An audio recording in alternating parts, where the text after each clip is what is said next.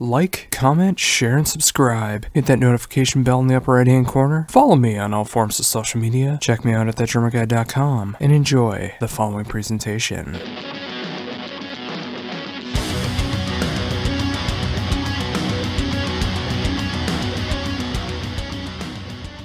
Hello? Hello. Hi, Josh. How's it going? Yeah, good, thanks. How are you? I'm doing good. Thank you very much for taking time to do this interview. Oh, that's okay. That's all right, man. Oh, well, awesome. We spoke once before, like a few years ago, right? Yes, we did. It was actually a part of the Decibel Tour in Minneapolis, Minnesota. That's right, yeah. Cool. Yeah, it's awesome to be able to catch up after all this time and be able to talk about the brand new album from At the Gates. Sweet, yeah. And of course, the brand new album is To Drink from the Night Itself, which is coming out this Friday through Century Media. How does it feel to finally have this new album out? You know, it's been quite some time in the making this album, and it was looking really dire for the band for a while there when Anders decided to quit at the end of the touring cycle for At War, and we were sort of. First he decided he was going to have a break, and we were just like, okay, we'll take a break. So what's going to happen after the break? Oh, I don't know. I can't tell you that. So we went on a break, but yet we didn't know what was going to happen at the end of the break or when the end of the break was. So it was kind of like how long is a piece of a string, you know? And then me, Jonas, and Tompa were texting back and forwards, like let's try to get this ball rolling again. And Jonas and Tompa sort of started writing some music. Eventually, I got involved and did demos from home, like drum demos to what Jonas and Tompa had already written. And pretty soon we had an album ready to record, so it's, you know, it's like a huge sense of achievement really to be at this point now, and it's really exciting that finally the album's coming out after all this time. Yeah, and it's great to see that from the fan perspective too, and I'm so happy that you guys were able to persevere and carry on as a band. I know when something like that can happen, it can be the immediate end for a band, but I'm glad to see that you guys were able to get through that and be able to put out such a killer album. I mean, I love this album from start to finish, and I love the progression from At War to be able to see what you guys are doing now. Yeah, it's, I mean, the rest of us, apart from Anders, never had any doubt that we wanted to sort of carry on and write another album after At War with Reality. So that was never the issue. We just wanted to we obviously wanted Anders to be part of it, and we wanted to give him the time to sort of work out where he was going. And once it was clear that he wasn't going to be involved in it, like Anders or Jonas had sort of more free reign in the writing, as it were, like there was no one else to sort of discuss the ideas with apart from Thomas, you know. And I guess this album is a bit more sort of progressive than At War with Reality, which in some ways might be considered a little bit safe. Yeah, but like I'm super happy with the way this turned out. And I am as well from the fan perspective. I mean, I definitely do hear some more progression and variance that's going on with this album, but there's I hear a lot of new things that are going on there as well. I mean, I hear a lot more atmospheric parts that are going on there, you know, a lot more tempo changes that are going on. I mean, if anything, it feels like it's more of a progression of the band itself rather than just being more progressive. Yeah, I mean, we've sort of, from each release, in the past, we were trying to sort of push ourselves musically and songwriting-wise, and I think that sort of holds true to this album compared to the previous album as well. And, yeah, I mean, it's, the way that the music has moved forward, it's sort of we will always sort of be a death metal band, but we're sort of stretching the limits of that genre, I think, with this album. So Oh, very much so. So with that said, what has been the reception that you heard for the album so far? I've only actually read one bad review, and overall it's been like really overwhelming, and I'm just really looking forward to it coming out, and hearing reviews from people that actually sort of come to our gigs, and that, I mean, it's a huge success for ourselves in that we actually got to write an album, and it's turned out that different compared to the previous album. So like that in itself is a success for us. And then if people that follow the band are into it, then that's another, like box ticked, so to speak. So yeah, it's been great so far. So we'll see on Friday. Oh, that's true. So, when it came into the writing and the recording of the album, did you approach anything differently when it came to this album?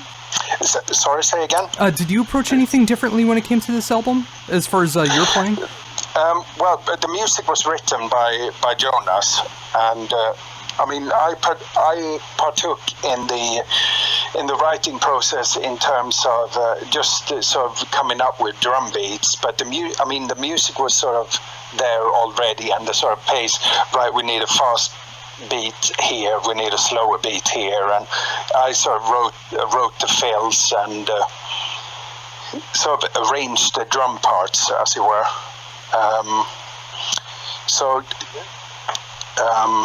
Yeah, that's kind of how I was involved in it. All the parts were sort of prepared at home on my V-drum kit before we went to the studio, so we didn't actually have any sort of full band rehearsals before we went to Russ's studio to record it. And how is that for you? I mean, when you're at home writing on V-drum kit, and as compared to being able to play on your full acoustic kit?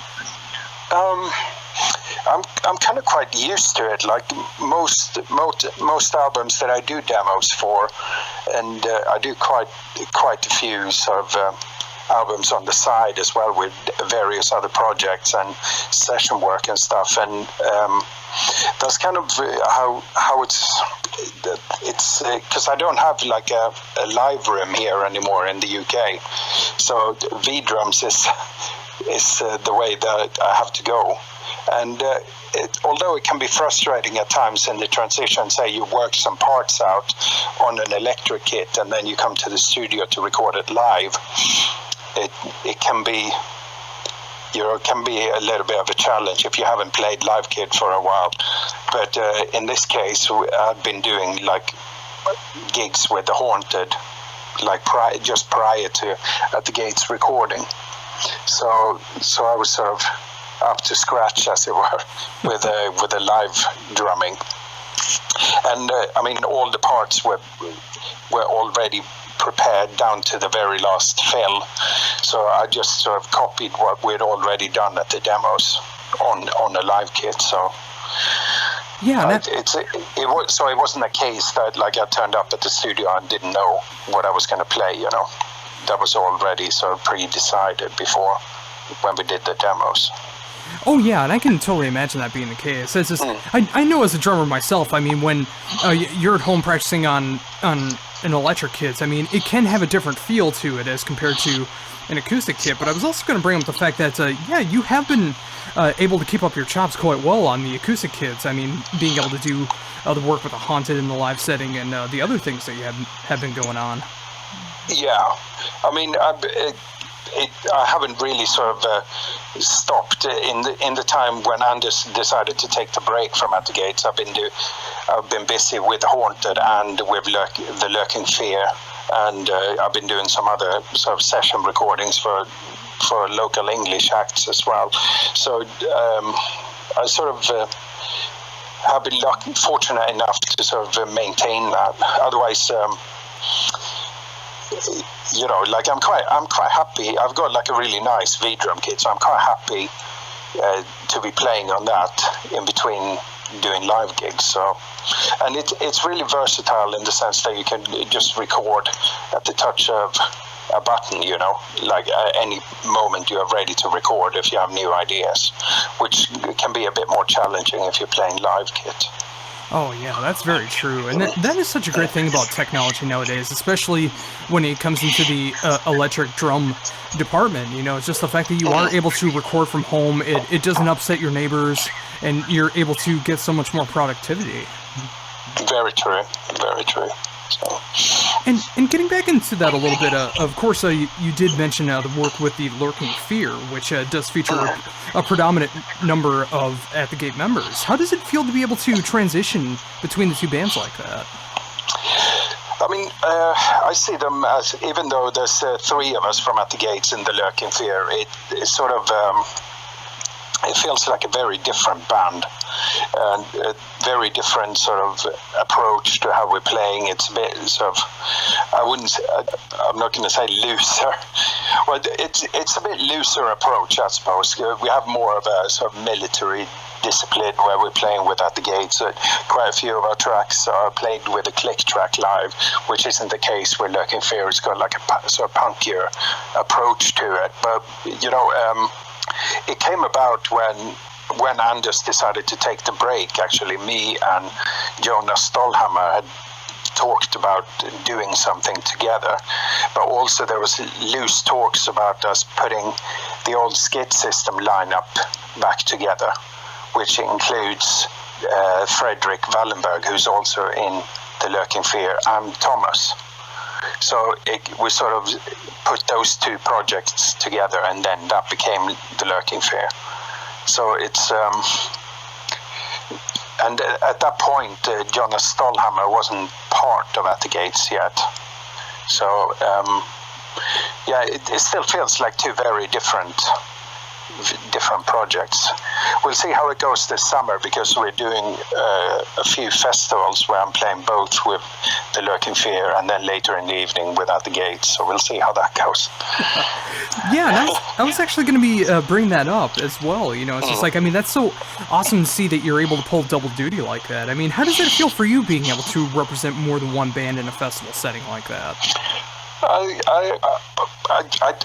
I love playing drums. I sort of live for playing drums, and to get the opportunity to play with two bands is just awesome.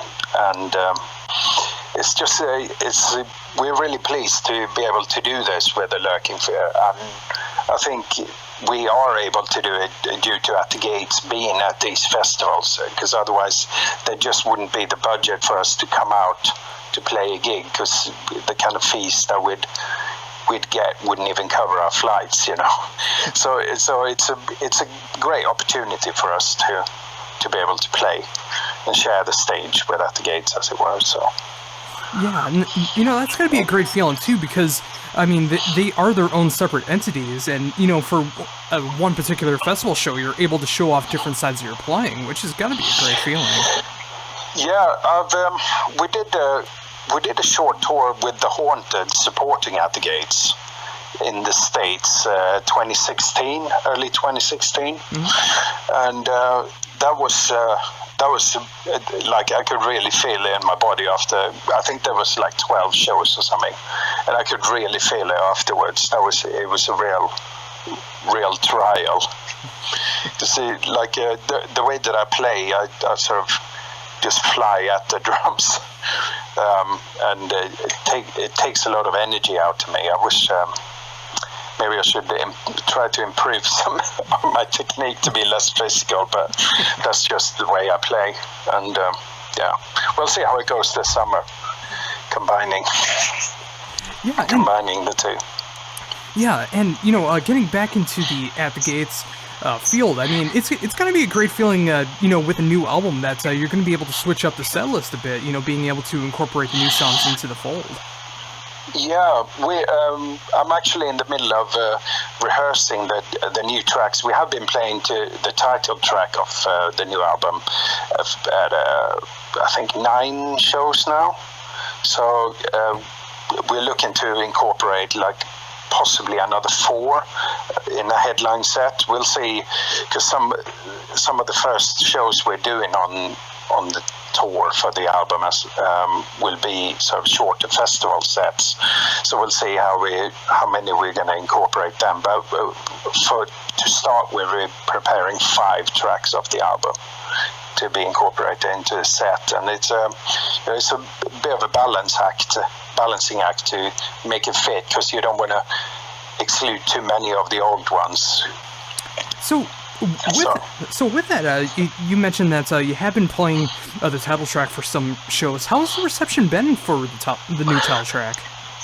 Oh, it's been great. You know, some people have been singing along to the track live, so it's overwhelming, I would say. So I'm really looking forward to it. We're going to Japan in 2 weeks' time, and that's where we will be playing another 4 more new tracks in the set. So I'm really looking forward to that. Yeah, and I'm looking forward to see what the reception for that's going to be as well, because the album feels like there's so many tracks, so it fits so well in a live setting, and it's going to be awesome to see what songs you decide are, or going to at least attempt to see what's going to be working in a live setting and being able to put that together in a full set. Yeah, totally. Have you heard the album? Or I can't give away now which ones we're going to play. But yeah, there are a few on the first part of the album that are going to be part of it. Oh, that's fantastic to hear that, too. I mean, yeah, just like I said, I mean, there's so many tracks that feel like they could work out so very well in a live setting, and I'm glad to see that the album will be represented in a good portion as well, too, because, like you said, it is kind of a balancing act, deciding, like, do you play the whole new album live? Do you just play one new song live? Do you throw in a few tracks live? I mean, it is a real balancing act. Yeah, for sure. I mean, it will be, the tour will be for the new album.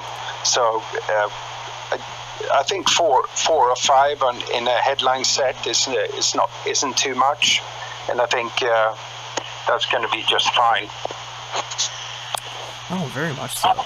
So, of course, with some shows coming up in Japan, and of course the summer festival circuit that's going to be going on, is there any other plans that's in the works or going to be coming up for the rest of 2018? Yeah, we will be, like in June, we'll be announcing a US tour, and I wish I could tell you about it, because it's a really exciting new prospect for us, but it's not official till June, but there'll be, I think it's like 5, nearly 6 weeks in the US. And then we have also got like a South American tour, which will be almost 2.5 weeks. And after the US tour, that sort of almost takes us up to Christmas and New Year's. And then like in January, we will be touring with this other band again throughout Europe for like 6 weeks or so. So there's plans like already past the next summer, so we'll be very busy. Oh, and that makes me so excited, and yeah, I mean, I'm definitely looking forward to seeing what the news will be when it's official in June, when the North American run happens. I mean, that's got me very excited to see what's going to be happening there. Oh yeah, for sure. I think a lot of people will be surprised by the package, but I think it totally makes sense. And I actually love the sound of that, too. I mean, when I got to see you last time, part of the Decibel tour, I mean, that was such a great, heavy, eclectic tour. And, you know, it was great to be able to see a night like that where, you know, it's like 4 very different bands with enough connections together to be able to have a well-rounded night. And I imagine that it would be something similar to that, where, you know, it's just like no one would get bored during the whole tour package, and they would just be able to enjoy every single band a part of that every night. Yeah, I mean, the package that's going to be happening in June is kind of similar vibe to the Decibel one, so I think it's going to be well received. I'm hoping so, anyway. Oh, definitely, and again, you know, just being a fan myself, I can't wait to see what's going to be happening there. You know, with the amount of dates that you were talking about with how many weeks, I'm assuming you would be coming close to Minnesota, if not in Minnesota. And if I do gotta travel a bit to be able to see this, I mean, I definitely want to do that, because it'd be great to be able to see what At the Gates is doing now in 2018. Yeah, I'm pretty sure there'll be some gigs near Minnesota. I haven't got the full tour date listing, but I'll be receiving it in the next few days or so. But yeah, it is a full U.S. Canadian tour, so it should be. Oh, very cool. So, I mean, I imagine that's just like between that tour and everything else that's going to be going on, I imagine that At the Gates is going to be taking up most of your time when it comes to drumming. But is there anything else that's going to be coming up in the near future or in 2019 as far as your other projects? Well, we started working on another album for the Lurking Fear. We're also working on just the outlines of the beginning to a new album for the Haunted. So, I mean, At the Gates will be taking up most of my time the next 2 years. But yeah, there will be, or we're aiming for another Lurking Fear and another Haunted album. We just, you know, like we want to give it the full attention to this new album for At the Gates with the touring and stuff and all the things that comes with that. So. Oh yeah, and I'm glad to see that it will be getting that proper promotion that's going on. But you know, also being a drummer myself, I mean, it's great to see that the other projects will be, or at least beginning in the songwriting modes right now. And it'll be great to be able to see what the next Haunted album is going to be, what the next Lurking Fear album is going to sound like, and you know, just being able to be well-rounded like that as a drummer. Yeah, I try to be, you know, like as I said before, I love playing drums, so like I'm really lucky to have the opportunity to be part of like all these projects. So it's you know, it's inspiring, and it's like one project feeds off another one, so it's kind of yeah, like there's no end to the inspiration, if you say, like it's like you get ideas from doing one thing, you get ideas for the other band that might not fit with, like ideas that I have that might not fit with At the Gates, like I can do in the Haunted or in Lurking Fear, you know. So it's yeah, it's great. Oh yeah, and just like you said, I mean, it is able to inspire such great creativity. I mean, when you're working on one track for one band, it, just like you said, it might be able to come up with something that might work in another band with an upcoming album or whatever the case is. And, you know, just being able to keep up your chops as well. I mean, whether you're doing more of the thrashy stuff, more of the melodic death metal, whether you're doing more of the experimental death metal, you know, whatever the case is. I mean, being able to keep up your chops in all of those rounds, coming up with all those great ideas, and being able to just play drums, which is just a great feeling in and of itself. Yeah, it totally is. It totally is. I mean, I kind of wish that I had more time to sort of practice and sort of come up, develop new techniques, as it were, or you know, like I'd even be interested in sort of taking lessons. I'd love to learn to read music. That's still something that I sort of aspire to do, but you know, like playing drums and traveling around in the world, and you know, like it's actually my living. So like I just want to sort of enjoy that at the moment, and I'm fortunate enough to do that. So I am. Oh, very much so. I guess, I mean, it's not something I ever take for granted, you know, like, and when there's sort of silent periods in between band activities, I've got like a lot of sort of session things that I'm working on as well. So it's kind of a never-ending flow of stuff happening. But you know, time goes quickly. So I guess one day, like I might not be able to do it anymore. You know, like so just enjoy it while it lasts. Absolutely, and that's what I admire so much about what you do. I mean, you're able to tackle on so many guest sessions and projects and bands, and being able to play the drums the way that you do. I mean, being able to keep up that intensity, whether you're playing just a headlining set or you're being able to do multiple sets in one day. You know, I mean, while you have the ability to be able to play drums to your heart's content, I mean, it's amazing that you're able to do that at full time and being able to show off what you're capable of. Yeah, it's. I don't want to hex it now, but you just gotta enjoy it and try to sort of look after your health and stuff. I'm running quite a lot now, and sort of building the stamina for the touring, and just try to eat healthy when you're away. I'm a sucker for fried food, which is a bit of a curse when you're away traveling. But I'm trying to look after myself to make make myself last longer. Oh, yeah. Absolutely. So with that, I mean, obviously with so much touring that's going to be going on, and of course, songwriting when it comes into your other bands and projects. For At the Gates, have you switched up your drum setup at all as far as the live setting, or are you sticking to the same?